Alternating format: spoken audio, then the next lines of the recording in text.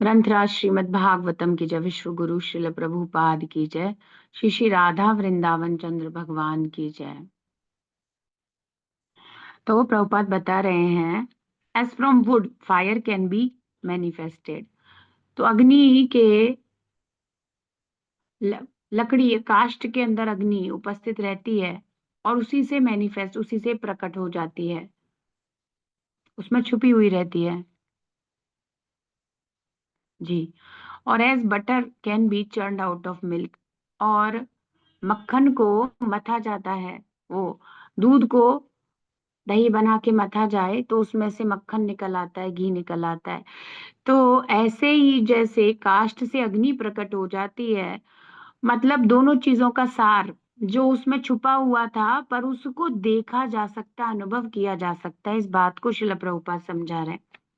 तो अग्नि के अंदर काष्ठ छुपी रहती है, पर वो काष्ठ के अंदर अग्नि छुपी रहती है पर दिखती नहीं है। ऐसे ही दूध के अंदर मक्खन होता है पर दिखता नहीं है, पर यदि सही प्रयास किए जाएं तो देखा जा सकता है, समझा जा सकता है। उसी बात को श्रील प्रभुपाद बता रहे हैं।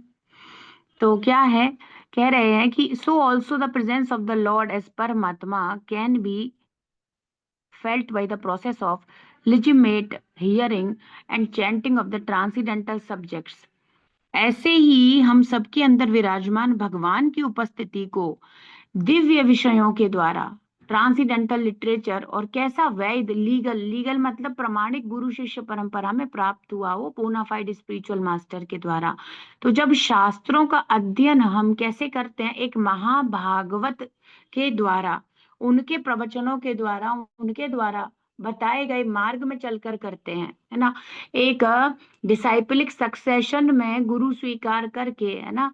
और फिर जब हम शास्त्रों का अध्ययन करते हैं तो क्या प्रभाव होता है कि जो हृदय में विराजमान है, जैसे अग्नि में, वो काष्ठ में अग्नि छुपी हुई है पर दिखती नहीं है, देखने के लिए प्रोसीजर है। ऐसे ही दूध में मक्खन या घी है पर वो सीधे नहीं दिखता, ना सीधे प्राप्त होता है, उसकी एक प्रोसीजर या विधि है। उस विधि को जान सकते हैं, उस सार को प्राप्त किया जा सकता है। ऐसे ही मनुष्य जीवन के सार, भगवान की उपस्थिति को समझना, ये प्राप्त किया जा सकता है एक प्रमाणिक गुरु के, है ना, द्वारा अध्ययन करके। प्रामाणिक गुरु के द्वारा जो बताया जा रहा है उसको समझ करके प्राप्त किया जा सकता है। Hearing and chanting the of the transcendental subject, ये दिव्य जो विज्ञान है, ये जो शास्त्र है ना, इनका सुन करके, श्रवण करके और कीर्तन करके, इनकी ग्लोरीज को स्प्रेड करके, which are specially treated in Vedic literatures like the Upanishad and Vedanta. और इनको वेदांत के द्वारा, वेदों के अंत, वेदों के सार के द्वारा या फिर उपनिषदों के रूप में प्रस्तुत किया गया है। और Shrimad Bhagavatam is the bona fide explanation of these Vedic literature. और इन सभी प्रकार के, चाहे वेदों के अंत के, चारों वेदों का वेदांत जो सार है, उसका भी पूरा का पूरा बोनाफाइड एक्सप्लेनेशन, प्रामाणिक साहित्य, वैदिक वांग्मय साहित्य है श्रीमद् भागवतम। तो उपनिषदों का सार या कहें तो जितना भी जो कुछ भी उपस्थित है वैदिक, है ना, स्थिति प्रमाणिक जो लिटरेचर है, उन सबका सार श्रीमद् भागवतम है, बोनाफाइड एक्सप्लेनेशन। और इसे कैसे ग्रहण करना है, एक बोनाफाइड स्पिरिचुअल मास्टर के गाइडेंस में। तो दो चीजों को श्रील प्रभुपाद मेंशन कर रहे हैं, यदि कोई ऐसा करता है तो वह संता सदैव हृदयेषु विलोकयन्ति, वह भगवान के दर्शन अपने हृदय में कर सकेगा, वह भगवान की उपस्थिति को अपने जीवन में अनुभव कर सकेगा। तो ये अनुभव करने के लिए, जीवन का सार, है ना, भगवत भक्ति समझने और प्राप्त करने के लिए, उसमें स्थित होने के लिए मनुष्य को एक बोनाफाइड स्पिरिचुअल मास्टर की शेल्टर में जाना होता है और उनके द्वारा दिए गए बोनाफाइड स्पिरिचुअल, है ना, श्रीमद् भागवतम का अध्ययन करना होता है।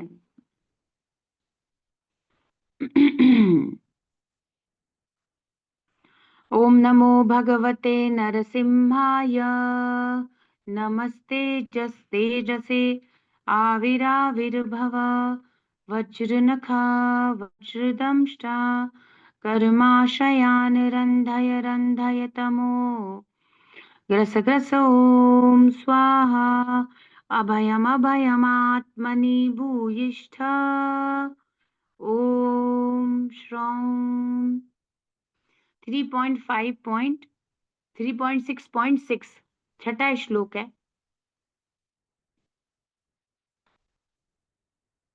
तो मैत्रेय ऋषि बता रहे हैं फिर आगे क्या हुआ, ध्यान से सुनिए। हिरण्मयः स पुरुषः सहस्र परिवत्सरान् आण्डकोश आण्डकोश उवासाप्सु सर्वसत्त्वोपबृंहितः। हिरण्मयः स पुरुषः सहस्रपरिवत्सरान् आण्डकोश उवासाप्सु सर्वसत्वोपबृंहितः। शब्दार्थ अनुवाद तात्पर्य विश्व गुरु शिल प्रभुपाद जी के द्वारा। शिल प्रभुपाद की जय। तो कह रहे हिरणमया, यहाँ पर किसको कहा गया हिरणमया? कई जगह उपयोग होता है, ईशोपनिषद में भी कहा गया है, भगवान को ही कहा गया है। यहाँ पर बता रहे हैं कि विराट रूप धारण करने वाले गर्भोदक्षाई विष्णु। तो जो विराट रूप मतलब क्या बना था, लोक लोकांतर जो ब्रह्मांड की संरचना बनी उसको विराट रूप कह दिया, पर उसको धारण किया है किन्होंने? गर्भोदक्षाई विष्णु। जब उसमें प्रवेश करें तो सब कुछ जुड़ गया है और एक ब्रह्मांड की पूरी संरचना के रूप में उपस्थित हो गया है। तो विराट रूप धारण करने वाले, तो विराट पुरुष गर्भोदक्षाई विष्णु नहीं है, वो उसको एक्टिवेट कर रहे हैं, इस प्रकार से समझना चाहिए, है ना। तो कह रहे हैं सा पुरुषा, वो जो परम भगवान के एक्सपेंशन है गर्भोदक्षाई विष्णु, सहस्त्र 1000 वर्षों तक। सेम सारे श्लोक का सेकंड कैंटो में हम लोग पढ़ चुके हैं, है ना। सहस्त्र परिवत्सरान, 1000 दैवीय वर्षों तक, आंड कोशे, किसमें? अंडाकार ब्रह्मांड में, उवास निवास करते रहे, आपसु किसमें? जल में, सर्व सत्व और उपबृंहितः, उनके साथ साथ और क्या था? जीव जितने भी थे वो भी सब शयन ही कर रहे थे, जब तक वो जीवों को शरीर देने के लिए बाकी की एक creation, second creation Brahma ji को उत्पन्न करके शुरू नहीं करते, तो वो जीव भी उन्हीं के साथ थे। तो तब भी कोई नहीं था, तब भगवान गर्भोदक्षाई भी अकेले थे ब्रह्मांड में और शयन कर रहे थे, और 1000 वर्षों तक उन्होंने, तो कारणोदक्षाई विष्णु विस्तरित हुए गर्भोदक्षाई विष्णु के रूप में, और वो उन्होंने 1000 वर्षों तक, इस सेम श्लोक का सेकंड कैंटो में दे रखा है, 1000 वर्षों तक भगवान ने शयन किया। आफ्टर दैट उन्होंने ब्रह्मा जी को उत्पन्न किया, और फिर ब्रह्मा जी तपस्या की और उनको दिव्य ज्ञान हृदय में प्रकाशित हुआ, फिर उनको सेकेंडरी क्रिएशन करने की पावर आई, फिर जो जीव शक्ति थी उनको विभिन्न प्रकार के सांचों में रूप रंग उनके गुण और कर्म के अनुसार ढाल दिया गया, मतलब उनके कर्म या उनके स्वभाव और उनकी इच्छाओं के अनुसार ढाल दिया गया। और मनुष्य शरीर, किसी को कोई अन्य शरीर, ऐसे विभिन्न योनियों को, विभिन्न विभिन्न शरीरों को जीव ने प्राप्त किया। तो अभी तो सब कुछ भगवान के अंदर ही सो रहा है, मतलब जीव शक्तियां, मतलब सारे जीव। तो कह रहे विराट पुरुष जो हिरण्मय कहलाते हैं, ब्रह्मांड के जल में 1000 दैवीय वर्षों तक रहते रहे और सारे जीव उनके साथ शयन करते रहे। तो कुछ भी प्रकट नहीं हुआ है, ब्रह्मांड प्रकट हो गया है केवल, बाकी ब्रह्मांड के खिलौने हम सब लोग अभी नहीं है। The gigantic Virat Purush known as Hiranmaya lived for 1000 celestial years on the water of the universe and all the living entities lay with him। तो देखिए, जब भगवान गर्भोदक्षाई विष्णु के रूप में प्रत्येक ब्रह्मांड में प्रविष्ट हो गए तो आधा ब्रह्मांड जल से भर गया। तो उन्होंने क्या किया? गर्भोदक उदक, तो उनके जो जल था उससे आधा था और आधे में भगवान फिर लेट गए, बाकी आधा खाली था, ऐसे भरा। लोकों, बाह्य, आकाश इत्यादि की विराट अभिव्यक्ति जो हमें दृष्टिगोचर होते हैं, पूर्ण ब्रह्मांड की केवल आधी है, बाकी का तो सब कवर्ड है। और वैसे भी जो लेटे हुए हैं भगवान, फिर नाभि कमल से जो कमल की वो डंडी है उसके ऊपर एक कमल का पुष्प है, उसमें हमारा ये पूरा ब्रह्मांड है, उसमें ब्रह्मा जी हुए हैं, है ना। तो बाकी नीचे तो सबका हम देख ही नहीं सकते।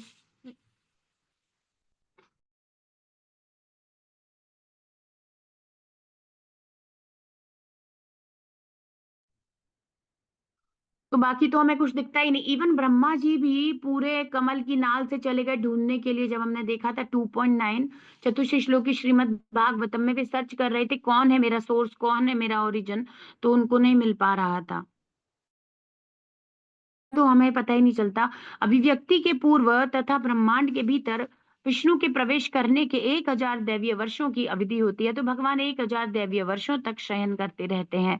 महातत्व के गर्भ में प्रविष्ट किए गए सारे जीव सभी ब्रह्मांडों में गर्भोदक्षाई विष्णु के अवतार के साथ विभाजित हो जाते हैं और वे भगवान के साथ तब तक शयन करते रहते हैं जब तक ब्रह्मा जी का जन्म नहीं हो जाता।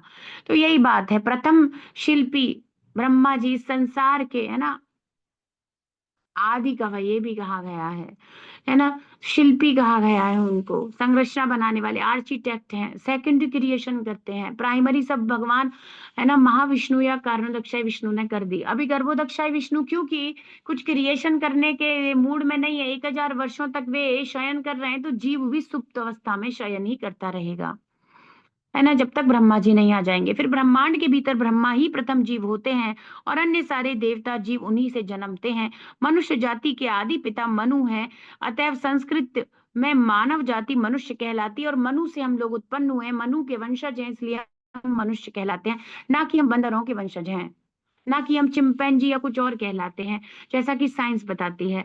विभिन्न शारीरिक गुणों वाला मानव विभिन्न लोकों में विभाजित किया जाता है और फिर उच्च लोक, निम्न लोक, स्वर्ग लोक, महत, और फिर ब्रह्म लोक, स्वयं ब्रह्मा जी के लोक में, ऐसे डिफरेंट डिफरेंट उनकी एक्टिविटीज, उनके कर्म पूर्व के, मृत्यु के पहले या जब वो ये प्रलय हुई है उसके पहले की स्थिति में, और उनकी इच्छाएं, ये सब मिलकर के उनको नया शरीर प्राप्त हो जाता है। सो ये सोचनीय बात है और काफी बार हम लोग इस पर विचार विमर्श और डिस्कशन और चिंतन करते ही हैं कि प्रलय हो जाए और हजार हजार वर्ष निकल जाएं और पता नहीं कितना अनंत समय निकल जाए, उसके बाद भी जीव को उसके कर्मों से, तो ये कर्म जो है, कर्मों से बचाया नहीं जा सकता। तो ये जो कर्म है कभी नष्ट नहीं होते और ये जो इच्छाएं हैं कभी नष्ट नहीं होती, ये कितनी गहरी है। तो लगता है ना समय के साथ साथ सब निकल जाएगा, समय के साथ साथ कोई घाव है भर जाएगा, समय के साथ साथ हम ओवरकम कर जाएंगे, पर एक्चुअली जो इच्छाएं हैं उनसे कभी बाहर हम निकल नहीं सकते बिना भगवत भक्ति करे, बिना कृष्णा को स्वीकार करे हमारा, है ना, कोई कोई गति नहीं है। बिना कृष्णा को स्वीकार करे हम उसी, आज शरीर छोड़ा और जिस चेतना में आत्मा स्थित है उसी में ही रहेगी, चाहे अनंत वर्षों का समय हो जाए। उसकी चेतना ऐसा नहीं है कि समय के साथ साथ फीकी पड़ जाएगी या कर्म भुला दिए जाएंगे या इच्छाएं खत्म हो जाएंगी, नहीं, हमेशा ये सब चलने वाला है। So that is very deep. तो कह रहे हैं कि आगे क्या हुआ, सबई विसृजाम गर्भो देव कर्मात्म शक्तिमान विभाजात्मनात्मानम एकधा दशधा त्रिधा। तो बता रहे हैं एकधा दशधा त्रिधा, एक में, 10 में और 3 में विभाजित हुआ। क्या हुआ, सबई विश्व सृजाम, तो जिन्होंने, है ना, क्या किया, गर्भहा, विराट रूप में जिन्होंने पूरे, ये जो अपने विश्व सृजाम, अब ये पूरा बन गया, विराट रूप हो गए, और इस प्रकार से सभी उन्होंने निश्चित ही गर्भ अपने संपूर्ण शक्ति से क्या किया, अपनी समग्र शक्ति से देव कर्म आत्म शक्तिमान, उन्होंने देव मतलब जीवों को, यहाँ पर जीवों को देव कह करके जीव शक्ति को बताया जा रहा है कि वो जो सारे जीव थे अब उनको शरीर देने के लिए उपस्थित कर दिया गया है, ब्रह्मांड की क्रिएशन हो गई है और ब्रह्मा जी भी क्रिएट होंगे, तो वो सारी जीव शक्तियां जो अभी तक शयन कर रही हैं, है ना, उनको उपस्थित कर दिया कर्म, जीवन की क्रियाशीलता। तो ये हमारा अब जो बॉडी वगैरह बनेगा इस सब की क्रियाशीलता क्या है, प्राण वायु के द्वारा, प्रभुपाद जी परपोर्ट में बताएंगे। प्राण वायु 10 प्रकार की होती है जिससे वो जो जीव है शरीर धारण करता है और विभिन्न प्रकार की क्रियाओं को करने में सक्षम हो पाता है। बिना प्राण शक्ति के, कहते हैं ना प्राण छूट गए, प्राण छूट गए मतलब ये जो प्राण शक्ति थी जब शरीर से हट जाती है, आत्मा के साथ ही प्राण शक्ति जब रिमूव हो जाती है तो शरीर निर्जीव हो जाता है, अब वो कोई एक्टिविटी कुछ नहीं करेगा। तो हमने प्राण धारण कर रखे हैं, है ना, और उनके सब प्राण हैं 10 प्रकार के, उनके प्रभुपाद नाम बताएंगे। और आत्म शक्तिमान, तो उनकी ये 3 तरीके से शक्तियों की क्रियाशीलता हुई। एक तो देव लिविंग एनर्जी, जो हम लोग है living entities, Karma activity of life which is प्राणा, एंड आत्म शक्ति सेल्फ। तो सेल्फ कहा जा रहा है जो जीव का अस्तित्व है ना, जीव का अस्तित्व है ना, उसको आगे 3 में ये तीनों चीजें डिवाइड हुई, अभी देखो समझने की कोशिश कीजिए। ये तीन प्रकार से भगवान ने अपनी सारी शक्तियों के रूप में क्या करा, सब कुछ एक्टिवेट करने के लिए, है ना, क्रियाशीलता प्रदर्शित कर दी। तब क्या हुआ कि आत्मशक्तिमान विभाज, उन्होंने इन सब को विभाजित कर दिया। इन तीनों को, किसको, दैव, कर्म और आत्मा को आगे तीन भागों में विभाजित हुए। ये क्या कहलाए, ये तीन भागों में विभाजित हुए। तो इसमें से जैसे देखो, जो देव है वो आगे और एक भाग में विभाजित हो गया, और एक, 10 और 3, अगर एक चार्ट होता तो बढ़िया रहता। भगवान ने विराट, जब ये सारी सृष्टि हो गई, अब भगवान जीवों को शरीर देना चाहते हैं।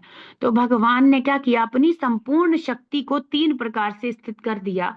एक तो जीव शक्ति हो गई, जो लिविंग एंटिटी सुप्त अवस्था में थे हम लोग, उसे यहाँ पर देव कहा गया है। कर्म हुई, प्राण शक्ति हुई, जो 10 प्रकार के प्राण होंगे जिनसे वो शरीर को धारण करेगा, फंक्शनिंग होगी, है ना। और आत्मा, आत्मा हुआ जीव का वास्तविक अस्तित्व, वो जिससे अपनी पहचान करेगा, जिसको अपना अस्तित्व मान रहा है।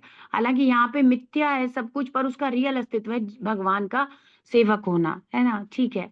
अब जो इसमें से पहला देव था, देव से देव आगे जाकर के वही, उससे क्या हुआ, उसका जो विभाजन हुआ, तो बेसिकली क्या हुआ, वो देव में जो जीव की कॉन्शियसनेस थी, उनमें एक एक जीव अलग अलग इस प्रकार से उपस्थित हो गया कि अब वो शरीर धारण कर सके। तो वो एक में डिवाइड हुआ, एक में मतलब विभाजित हुआ, पर एक ही रहा, कहने का अर्थ है। एक, 10, 10 कौन बने, तो ये जो कर्म शक्ति थी, जीवन की क्रियाशीलता, ये 10 प्रकार के प्राण बन गए। और आत्म क्या हुआ, आत्म तीन में विभाजित हो गया, हम्म, उपविभाजित हो गए। तो ये आत्म आध्यात्मिक, आदि दैविक, आदि भौतिक के रूप में, है ना, या आदि भूत, इसके रूप में प्रकट होगा। ये आगे के श्लोकों में आएगा। अब देखो, कोई कहेगा हमें नहीं समझ में आ रहा, तो कोई बात नहीं, because it is a terminology. आगे आगे श्लोकों में एक एक को एक्सप्लेन करेंगे, हर बार यही होता है। आपको थोड़ा एक्सपीरियंस हो गया होगा श्रीमद् भागवतम पढ़ के। सेकंड कैंटो के 10th चैप्टर में भी हमने इसी को पढ़ा था, और सेकंड कैंटो के 5th चैप्टर में, 6th चैप्टर में भी हमने विराट रूप, और फर्स्ट चैप्टर में। तो जिनको रेफरेंस चाहिए, आप वहां से सेकंड कैंटो से ले सकते हो, है ना। और अभी एक एक चीज का नाम बताया जाएगा, फिर आगे उसको एक्सप्लेन कर दिया जाएगा। तो अभी ये था कि तीन प्रकार से उन्होंने अपनी शक्ति को प्रकट किया, है ना। इस विराट रूप के, एक विराट रूप का पूरा, विराट पुरुष का रूप लेने के बाद, और फिर वो तीन आगे आगे और विभाजित हुई। तो बस विभाजित हुई मतलब आगे चली, प्रोसेस में गई। तो वो जो क्रियाशीलता थी, कर्म था, वो क्या बन गए, प्राण बन गए 10, जिनसे एक्टिव होगा, जिनसे जीव का सब चलेगा, बॉडी। प्राण वायु, अपान वायु, ये सारी वायु है। एक्चुअली गीता के 6ठे अध्याय में भी हमने इसको पढ़ा था, जब वो योगी की स्थिति बता रहे थे, तो वो इन छयों, वो इन 10 प्राणों को नियंत्रण, प्राण एक बहुत अच्छा श्लोक था, प्राणन जो होवते, ऐसे करते हैं ना, एक तो 4th चैप्टर में भी था। वो क्या करता है, प्राणों को समाहित कर लेता है। तब प्रभुपाद ने इनके नाम वहां पर भी बताए थे।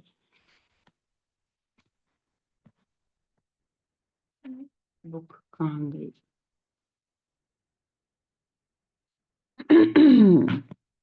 मैं वो श्लोका एक बार देखती हूँ,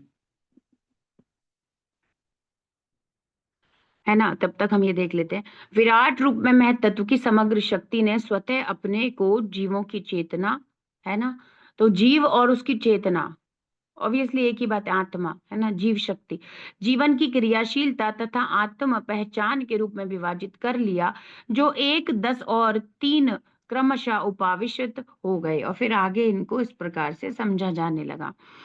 तो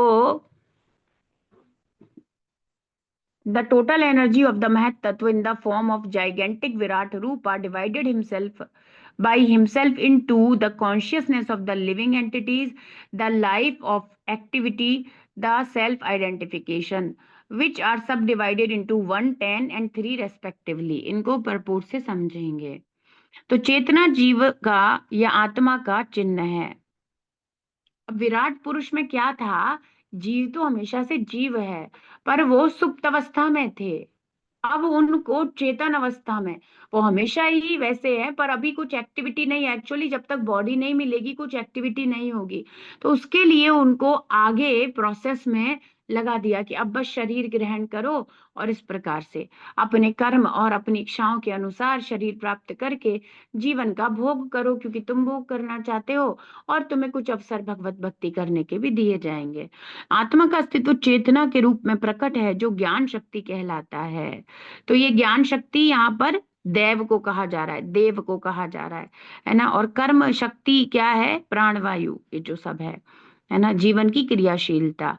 तो जो ज्ञान शक्ति है ना, समग्र विराट चेतना के रूप में होती है, समग्र चेतना विराट रूप की होती है, और वही चेतना अलग अलग व्यक्तियों में प्रकट होती है। तो कहने का अर्थ ये है कि जब भगवान शयन कर रहे हैं, सब कुछ उनके अंदर समाहित था, तो बहुत सारी चेतनाएं हो गई, एको बहुनाम यो विदधाति कामान।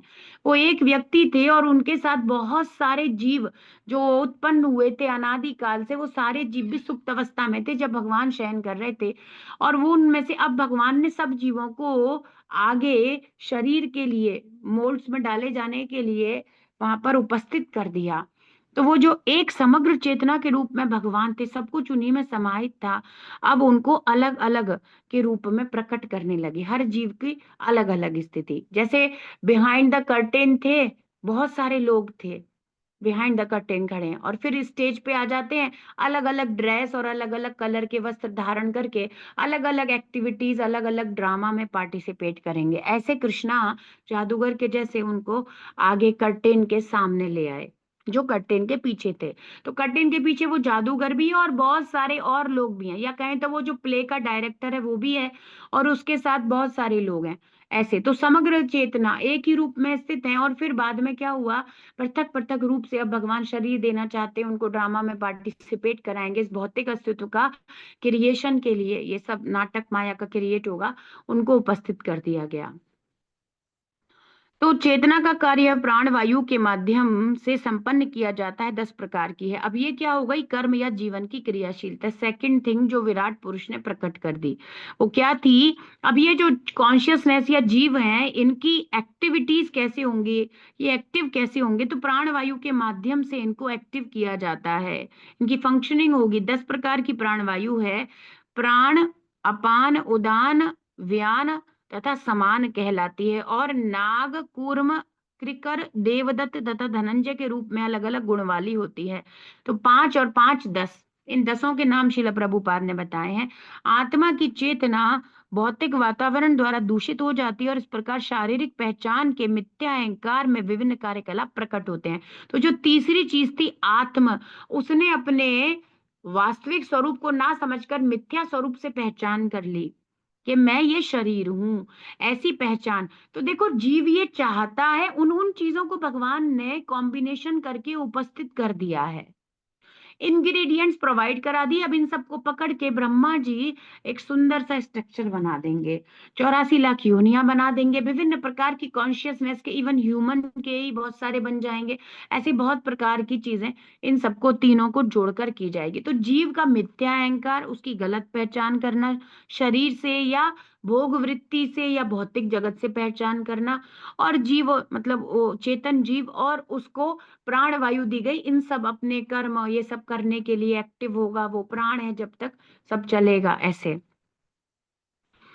तो प्रभुपाद कह रहे हैं कि इन्हीं सब कारणों से और अंततः अपनी मिथ्या पहचान के कारण इस भौतिक जगत में उसको शरीर देकर विभिन्न कार्यकलाप प्रकट किए जाते हैं, करवाए जाते हैं। भगवत गीता 2.41 में इन विभिन्न कार्यकलापों का वर्णन हुआ है, बहुशाखा अनंताश्च बुद्धयो अव्यवसायी नाम के रूप में। ये प्रभुपाद बता रहे हैं 2.41।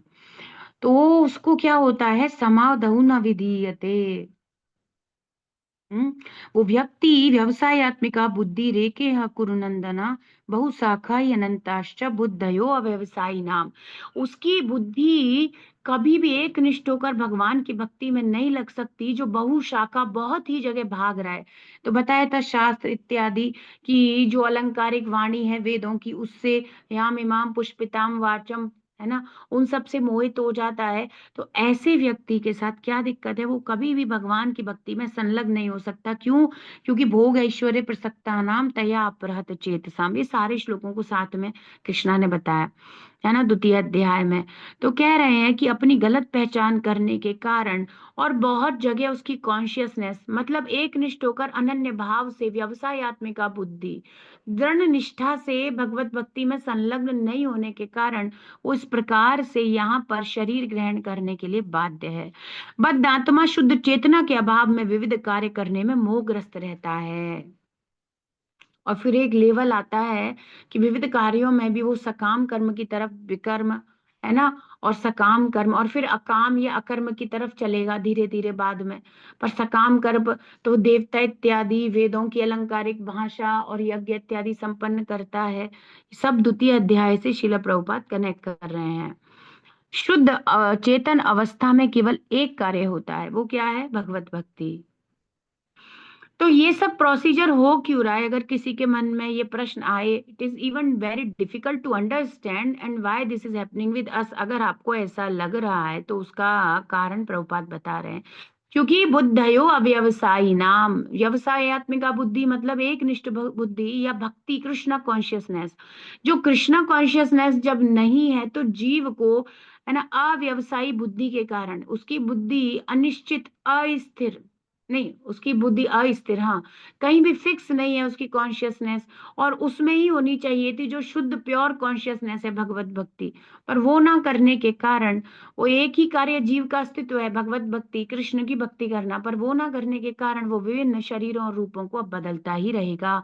अब क्रिएशन जब तक चलेगी उसको विभिन्न प्रकार के तथा देहांतर प्राप्ति में संलग्न होना ही पड़ेगा। विष्टि आत्मा की चेतना उस समय परम चेतना से एक हो जाती है जब इन दोनों के मध्य पूर्ण समन्वय हो जाता है। कब हो जाता है? जब जीव भगवत भक्ति करने लग जाता है ना। इसके पहले के परपोट के लास्ट के लाइन में ना, लास्ट की लाइन में, हम्म, देखो, परपोट नंबर 3, है ना, श्लोका नंबर 3 के परपोट में प्रभुपाद कह रहे हैं कि जब उसकी इच्छाएं भगवान की दिव्य सेवा प्रशिक्षित हो जाती हैं तो जीवन पूर्ण हो जाता है। तो जब व्यष्टि आत्मा मतलब इंडिविजुअल सोल और सुपर सोल कृष्णा, है ना, या सुपर कॉन्शियसनेस कृष्णा के साथ कनेक्ट होना चाहता है, समन्वय हो जाता है, हरि इच्छा में, हरि चाह में चाह मिलाने को भगवान की भक्ति कहते हैं। जैसे भगवान हरि प्रसन्न हो, अब मैं अपने जीवन को वैसे ही जीना चाहता हूँ, मतलब वो भागवत धर्म को फॉलो करने लग गया, वो धर्म को फॉलो करने लग गया, अपने सनातन धर्म that I am eternal servant of Krishna को फॉलो करने लग जाता है। तो ऐसा समन्वय बैठते ही तो जीव की चेतना शुद्ध हो जाती है, परम चेतना के साथ समन्वित तदात्म हो जाता है। तदात्म शरीर का नहीं होता कि हम जाकर के कृष्णा में लीन हो जाएंगे, तदात्म होता है उनकी चेतना और मेरी चेतना, जो कृष्ण चाहते हैं मैं वही कर रहा हूँ, भक्ति का ये तादात्म्य है। और ज्ञान योगी सोचते हैं हम पूरे जाकर के उसमें प्रवेश कर जाएंगे, एक हो जाएंगे, खत्म अस्तित्व नहीं। समझ रहे हैं? हमें कृष्णा के साथ मैचअप में क्या करना है, तादाद में किस चीज का बिठाना है, उन इच्छाओं का जो भगवान चाहते हैं जीव के कल्याण के लिए ही वो सब कुछ चाहते हैं कि घर वापस आ जाओ, सुखी रहो, मेरी भक्ति करो, दुखालय हमारे शाश्वतम से निकल जाओ। ऐसा समन्वय जब बैठ जाता है तो विष्टि आत्मा की चेतना उस समय परम चेतना से एक हो जाती है। तभी तो शिला प्रभुपाद वही कर रहे हैं जो कृष्ण चाहते हैं, भगवत भक्ति का प्रचार, सर्वत्र प्रचार होए मोरा नाम। चैतन्य महाप्रभु ऐसा चाहते हैं। तो जी, तो इंडिविजुअल आइडेंटिटी को शिला प्रभुपाद ने, है ना, जो प्योर डिवोटीज होते हैं, उन्होंने सुप्रीम आइडेंटिटी के साथ जोड़ दिया है, सुप्रीम कॉन्शियसनेस के साथ जोड़ दिया है। अब भगवान की जो परम इच्छा है वही इच्छा भगवत भक्त की हो जाती है, और वो भी जीवों का कल्याण करने के लिए फिर भक्ति का प्रचार करने लग जाते हैं, जैसा कि भगवान चाहते हैं कि हर जीव भगवत धाम वापस आ जाए। इसीलिए वो समय समय पर अवतरित होते हैं या अपने प्रतिनिधि को भेजते हैं और शास्त्रों के द्वारा सारे इम्प्रिंट्स छोड़ करके जाते हैं। तो ये बहुत सुंदर बात है कि हमारा समन्वय हो जाए। तो बेसिकली समन्वय मतलब अब क्या हो गया कि जीव ने अब ये स्वीकार कर लिया, उसको आत्म साक्षात्कार हो गया, उसे समझ में आ गया कि मैं ये शरीर नहीं हूं, मैं आत्मा हूं और मैं कृष्ण का दास हूं। तो अद्वैतवादी का विश्वास है कि चेतना केवल एक ही होती है, जबकि सात्वतों, सात्वत किसको कहा जाता है? शुद्ध भगवत भक्तों को, वैष्णवों को सात्वत कहा जाता है। अर्थात भक्तों का विश्वास है कि यद्यपि चेतना निसंदेह एक है, किंतु उनमें तालमेल होने से वे एक होती है। तो प्रवेश नहीं कर जाती, मैं ब्रह्म बन गया, अहम ब्रह्मास्मि, तुम भी भगवान मैं भी भगवान, नो। अद्वैतवादी, और हमारा कैसा है? द्वैतवाद है। मध्वाचार्य जी ने द्वैतवाद, वो दो उंगली दिखाते हुए बैठे हैं मध्वाचार्य जी, है ना, जो हमारे आचार्य ब्रह्म मध्व रूपानुगत गौरी वैष्णव परंपरा के आचार्य मध्वाचार्य जी ने अद्वैत को खत्म कर दिया, और दो उंगली ऐसे निशान करते हुए वे बता रहे हैं, आप देखेंगे उनका जो आविर्भाव ऐसे दिवस आता है, तो वो जो दो उंगली करके दिखा रहे हैं वे मध्वाचार्य जी हैं। तो वे क्या करते हैं? बताते हैं दो लोग हैं, एक नहीं है, अद्वैत नहीं है, द्वैत है। परम चेतना और व्यष्टि चेतना, individual consciousness and supreme consciousness is Krishna, और इंडिविजुअल ये हम सब जो हैं। जब इंडिविजुअल कॉन्शियसनेस परम या सुप्रीम कॉन्शियसनेस को सरेंडर होना चाहती है, तो उसे एक होना कहते हैं। एक होने का मतलब ये नहीं है, देखो, ऐसे नहीं बोलेंगे। हम्म ये ना, आ, ये माता पिता से एक है, बड़ा ही तादाद में रखता है, अपने माता पिता से एक हो गया है। मतलब इनकी घर में ना, जो पेरेंट्स कहते हैं वही बच्चा कर रहा है, पूरी तरह सरेंडर्ड है। तो कहेंगे ना कि बिल्कुल वैसे ही है, श्रवण कुमार कह देंगे, या ऐसे कह दिया जाएगा, बिल्कुल उसी प्रकार से। कैसे जो पेरेंट्स चाहते हैं तादाद में करके चल रहा है, तो एक ही तरीके हैं। तो ऐसे कह देंगे कि ये माँ बेटे तो बिल्कुल एक ही जैसे हैं। एक ही जैसे का क्या अर्थ है? दोनों की थिंकिंग मैच करती है ना। तो वो कृष्णा के साथ, सुप्रीम कॉन्शियसनेस के साथ जब कोई जीव अपनी थिंकिंग मैच कर लेता है, या कृष्णा की बेसिकली मैच क्या करेगा, थिंकिंग को कृष्णा की स्वीकार कर लेता है, जैसे भगवान चाहते हैं वैसे हर स्थिति में अपने जीवन को गीता के संदेश के द्वारा ढालने की कोशिश करता है। तो कहेंगे दोनों का तादाद में हो गया है, मिलन, दोनों का कॉन्शियसनेस में मिलन हो गया है। पर वो क्या एक थोड़ी हो जाते हैं, उसने भगवान की सेवा से अपने आप को जोड़ लिया है। थोड़े गहरे अर्थ हैं, और इन्हीं गहरे अर्थों को ना समझने के कारण, क्योंकि एक प्रमाणिक गुरु ना होने के कारण, ये जो मायावादी और निर्विशेषवादी हैं भटकते रहते हैं अकेले। ये कहते हैं हाँ देखो, भागवत में भी तो लिख रहा है एक हो गए, एक हो गए। अरे भाई, ये अलग तरीके का एक है। एक शाव से एक शाव को मिलाने को एक कहा जा रहा है, ना कि पूरा सब कुछ उनके अंदर प्रवेश कर जाए, तुम भगवान मैं भी भगवान, नहीं। देखो, एक और बहुत सुंदर उदाहरण याद आया, श्रील प्रभुपाद देते हैं, मशीन और मशीन के पुर्जे अलग अलग हैं, बोल्ट लगे हुए हैं, मशीन और मशीन के पुर्जे अलग अलग हैं, लेकिन जब वो फंक्शनिंग करती है तो एक ही हो रहा है ना सब कुछ। ये तो बड़ा सुंदर उदाहरण याद आया। मतलब इससे तो बहुत आसानी से समझा जा सकता है। कोई रोबोट है, कोई वॉक रोबोट है, कुछ भी, तो उसके विभिन्न और बॉडी के पार्ट्स हैं, और समन्वित रहते हैं, कैसे एक रहते हैं, कैसे? क्योंकि वो उससे जुड़े हुए हैं, और जैसे वो रोबोट को प्रोग्राम किया जा रहा है फंक्शन करने के लिए, उसका हैंड है, तो उसमें बहुत सारे बोल्ट्स हो सकते हैं, बहुत सारे लोहे के बोल्ट्स लगे हो सकते हैं, पर वो सारे समन्वित रूप से एक मशीन के रूप में कार्य कर रहे हैं। ऐसे ही जब जीव परम इच्छा के साथ जुड़कर वैसे ही नाचे, जैसे भगवान नचाना चाहते हैं, जैसे भगवान उससे कार्य कराना चाहते हैं, तो प्रभुपाद कहते हैं नचाओ नचाओ, जैसे चाहते हो वैसे नाचेंगे, कोई दिक्कत नहीं। आपने यहाँ भेजा है प्रचार करने के लिए, तो यहीं प्रचार करेंगे। ऐसे इसको कहते हैं कि वो तादात्म्य में स्थित हो गया। तो इसीलिए विष्टि चेतना को परम चेतना के साथ जुड़ जाने की सलाह दी जाती है। अब ये हमारा हाथ है, बॉडी के साथ तादात्म्य में है, अंगूठा है तादात्म्य में है, कोई दिक्कत नहीं है, पर इसको काट करके अलग कर दिया जाए तो ये सड़ जाएगा। तो तादात्म्य में रहने के लिए शरीर के साथ फंक्शनिंग, ब्रेन जैसे आदेश देगा वैसे वैसे अंगूठा कार्य करने में हेल्प करेगा। तो ये तादात्म्य है। बहुत अलग तरीका है भक्ति में, वैष्णवों के द्वारा, सात्वतों के द्वारा इस प्रॉपर प्रोसीजर को समझा जाता है ना। इसलिए नंबर एक आध्यात्मवादी भगवत भक्त होते हैं। बाकी ये जो सब आध्यात्मवादी हैं, वदंती तत्वम, है ना, यज ज्ञानम अद्वयम ब्रह्मेति परमात्मेति, ये आधे अधूरे ज्ञान वाले हैं। दे डोंट अंडरस्टैंड कि क्या करना है, दे थिंक कि समाहित हो जाना है, they think something else, they don't know Krishna की इच्छा से कनेक्ट होना है। पत्रम पुष्पम फलम तोयम यो में भक्तिया प्रयक्षति, ऐसे करना है। तो प्रभुपाद कह रहे हैं भगवत गीता में भी भगवान 18वें अध्याय में यही सलाह देते हैं, सर्वधर्मान परित्यज्य माम एकम शरणम व्रजा। शरण लेने को तादात में कहा जाएगा। So how can I be become one with the supreme, कैसे हो सकते हो तुम वन? तो ऐसे हो सकते हो यदि तुम उनका शेल्टर ले लो।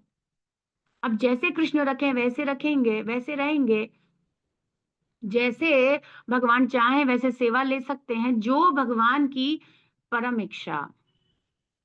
आश्लिष्यवा पादरताम पुनष्टुमा मर महताम करो तुवा, ये सुप्रीम कॉन्शियसनेस है। जैसे आपको चाहे आप मुझे त्याग दें, आप मुझे स्वीकार करें। ये इस बात को प्रभुपाद किस लेवल पे ले गए हैं, ये एक अनइमेजिनेबल सिचुएशन है। इतना फिलोसफिकल टॉपिक को श्रील प्रभुपाद भक्ति की अनन्यता भाव से जोड़ रहे हैं, और ये बिल्कुल अलग है। ये बहुत ही अलग टॉपिक है और प्रभुपाद इसको एक कुछ अलग ही लेवल पर ले गए हैं। So this is the mercy, so we can understand even this difficult topics of philosophy. सिद्धांत को भी हम समझ सकते हैं। तो कह रहे हैं कि परम चेतना के साथ साथ रहने को और इस तरह अपनी सचेतन शुद्धता बनाए रखने की सलाह दी जाती है। कैसे? अब हम क्या है प्रभुपाद अनुगा, जो प्रभुपाद कह रहे हैं एग्जैक्टली एज इट इज उसी को बोलना, उसी को बताना और इस तरह जीवन चलना, जीवन को चलाना। तो अब हम क्या हो गए, प्रभुपाद के साथ तादात्म्य में है। इसे कहेंगे प्रभुपाद कॉन्शियसनेस, है ना। और प्रभुपाद सिखा रहे हैं कृष्णा कॉन्शियसनेस। ऐसे कर करके धीरे धीरे कृष्णा के साथ हमारा तादात्म्य हो जाएगा, then we will become totally absolutely Krishna conscious 24 hour every second.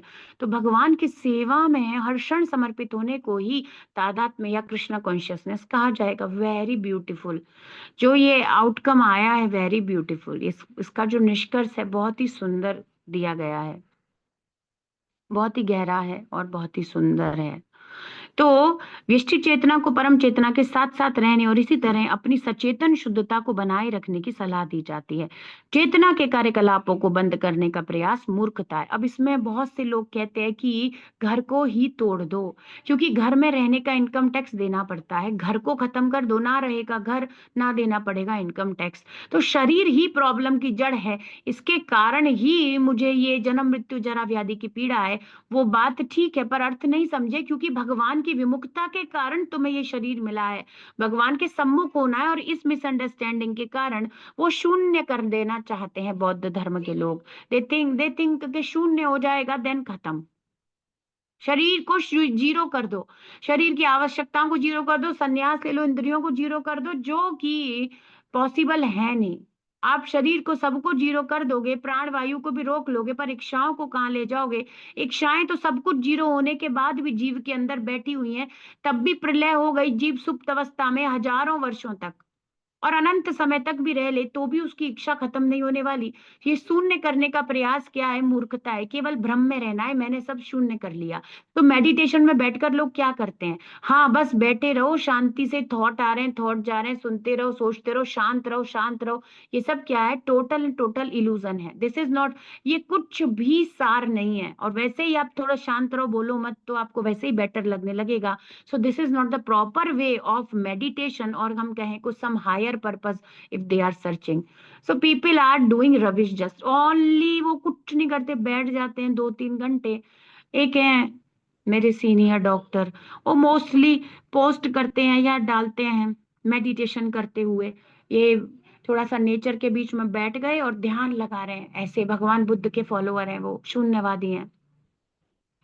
And just wasting the time in the morning, कितना ऑस्पिशियस टाइम है to read Shrimad Bhagavatam and chant Hare Krishna Mahamantra. They just do 2 hours meditation, and वो उसके बारे में फिर दुहाई देते हैं, देखो मेडिटेशन क्या कर रहे हो, तुम्हें कुछ नहीं दिख रहा, खाली बैठ गए हो आंखें बंद करके, और उसमें भी कितने थॉट तुम कंट्रोल कर लोगे?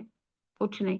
शून्य लाने का प्रयास करने में कुछ भी नहीं होगा, कुछ भी आउटकम नहीं है। और ऐसे फालतू कामों में संसार में लोग लगे हुए हैं।